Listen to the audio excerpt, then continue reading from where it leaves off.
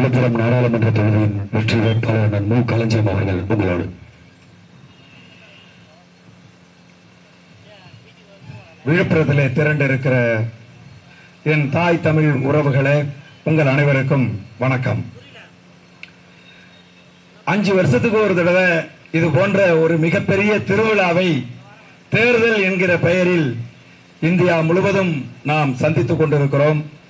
ஒவ்வொரு முறை தேர்தல் வருகிற போதும் யாராவது ஒருத்தருக்கு ஓட்டு போட்டு அவர்களை சட்டமன்ற உறுப்பினராக, நாடாளுமன்ற உறுப்பினர்களாக தேர்ந்தெடுக்கிறோம். ஆனால் அந்த சட்டமன்ற உறுப்பினர்கள், நாடாளுமன்ற உறுப்பினர்கள் நமக்கு கொடுக்கிற வாக்குறுதிகளை நிறைவேற்றார்கள்னா இல்ல. இது இன்னைக்கு நேத்து இல்ல, கடந்த 60 வருஷமா செய்யல. 60 வருஷமா இந்த மக்களை தொடர்ச்சியாக ஏமாற்றிக் கொண்டிருக்கிறார்கள்.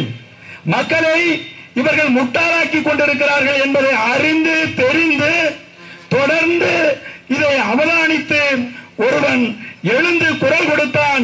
இந்த அரசியல்வாதிகள் திருடர்கள், இவர்கள் அயோக்கியர்கள், மக்களை ஏமாற்றி கொள்ளையடிக்கிற கொள்ளையர்கள் என்று தமிழகத்திலே ஒருவன் எழுந்து குரல் கொடுத்தான். இளைய தலைமுறை பிள்ளைகளை பார்த்து அறைகூவல் விடுத்தான். என் அன்பான இளைய தலைமுறை பிள்ளைகளே, இந்த அரசியல்வாதிகள் உங்கள் தலைமுறையினரை, உன் சித்தப்பனை, பெரியப்பனை, உன் தாத்தனை, பாட்டனை ஏமாற்றிக் கொண்டிருக்கிறார்கள். நாம் அணிதிரள வேண்டும், நாம் ஓரணியில் நின்று இவர்களை அம்பலப்படுத்த வேண்டும் என்று ஒருவன் குரல் கொடுத்தான். அவன்தான் எங்கள் அண்ணன் செந்தமிழன் சீமான். சீமான் 13 ஆண்டுகளுக்கு முன்பு தமிழகத்திலே தனி ஒருவனாக எழுந்து நின்று தொண்ட தண்ணி போல கத்தி கத்தி தமிழக இளைஞர்களை அழைத்த போது அந்த இளைஞர்களுக்கு அண்ணன் செந்தமிழன் சீமானின் பேச்சில் இருந்த உண்மை புரிந்தது, தெளிவாக புரிந்தது. அவர்கள் எழுந்து நின்றார்கள். அரசியல் பின்புலம் இல்லாத, எந்த பணம் காசுக்கும் சொந்தமில்லாத, பணக்காரர்கள் அல்லாத கூலி விவசாய பிள்ளைகள், எளிய கிராமத்து பிள்ளைகள் அண்ணன் செந்தமிழன் சீமான் அவர்களோடு அணி திரண்டு வந்து நின்றார்கள். அண்ணன் செந்தமிழன் சீமான் அவர்கள் சொன்னார், அரசியல் இல்லாத வாழ்வது என்பது வானம் இல்லாத கூரைக்கு கீழே வாழ்வதற்கு சமம். உன் வாழ்க்கையின் எல்லாவற்றையும் நிர்ணயிப்பது அரசியல். இங்க மலையை வெட்டி எடுத்துட்டு போறான் யாரு? அரசியல்வாதி. மணலை அள்ளி விற்கிறான் யாரு? அரசியல்வாதி. குடிக்கிற தண்ணிய பாட்டில் அடைச்சு விற்கிறான் யாரு? அரசியல்வாதி. இல்லாத தொற்று நோய்களை எல்லாம் கொண்டு வந்து நம்ம மீது திணிக்கிறான் யாரு? அரசியல்வாதி. அப்படி என்றால் அந்த அரசியல்வாதியாக நாம் மாற வேண்டுமா வேண்டாமா என்கிற கேள்வியை இளைய தலைமுறை பிள்ளைகளிடம் அண்ணன் செந்தமிழன் சீமான் அவர்கள் எழுப்பினார்கள். அதை கேட்டு அறிந்து உணர்ந்த தம்பி தங்கைகள் அண்ணனுக்கு பின்னால் அணிவகுத்து நின்றார்கள்.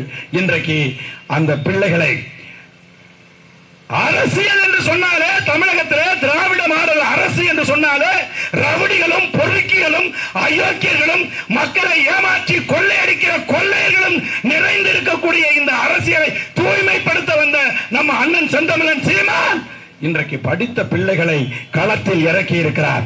கிட்டத்தட்ட 40 வேட்பாளர்கள், 40 வேட்பாளர்களை, படித்து பட்டம் பெற்ற வேட்பாளர்களை, படித்து மருத்துவம் படித்த வேட்பாளர்களை, 40 வேட்பாளர்களை இன்றைக்கு களத்திலே இறங்கி அரசியல் என்பது படித்தவர்களுக்கும் அறிவார்ந்தவர்களுக்கும் ஆற்றல் மிகுந்தவர்களுக்குமான ஒரு களம்.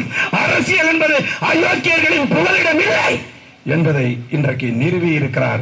என் அன்பான தமிழ் உறவுகளே, தமிழ் சொந்தங்களே, அதனாலதான் கிட்டத்தட்ட 16 பேரு MBBS மருத்துவர்களை இன்றைக்கு களத்திலே நிறுத்தி இருக்கிறார். பொறியியலாளர்களை நிறுத்தி இருக்கிறார். படித்து பட்டம் பெற்ற பட்டம் மேல் படிப்பு படித்தவர்களை தேர்தல் களத்திலே நிறுத்தி இருக்கிறார். இந்த சரித்திரம் இந்த நிலப்பரப்பில் திராவிட ஆட்சி அதிகாரத்தில் என்றைக்காவது நிகழ்ந்திருக்கிறதா? என்றைக்குமே நிகழ்ந்ததில்லை. ஆனால் இன்றைக்கு அதை சாத்தியமாக்கி காட்டி இருக்கிறார் என் உயிர அண்ணன் செந்தமிழன் சீமான். இந்த காலத்தில் இன்னைக்கு படித்த பிள்ளைகள் நின்று கொண்டிருக்கிறார்கள். தமிழ் கூறும் நல்லுலகிலே இருக்கக்கூடிய என் தாய் தமிழ் சொந்தங்களே, சீமான் அவர்களினுடைய அரசியலை உற்று நோக்குங்கள். உங்கள் வீட்டு பிள்ளைகள் எந்த பின்புலமும் இல்லாதவர்கள், அவர்கள் இன்னைக்கு மைக்கு சின்னத்துல இருக்காங்க. மைக்கு சின்னத்துல இந்த விழுப்புரம் நாடாளுமன்ற தொகுதி மக்கள் வாக்களிக்க வேண்டும் என்று தாழ்மையோடு வேண்டி விரும்பி கேட்டுக்கொள்கிறேன். நன்றி, வணக்கம்.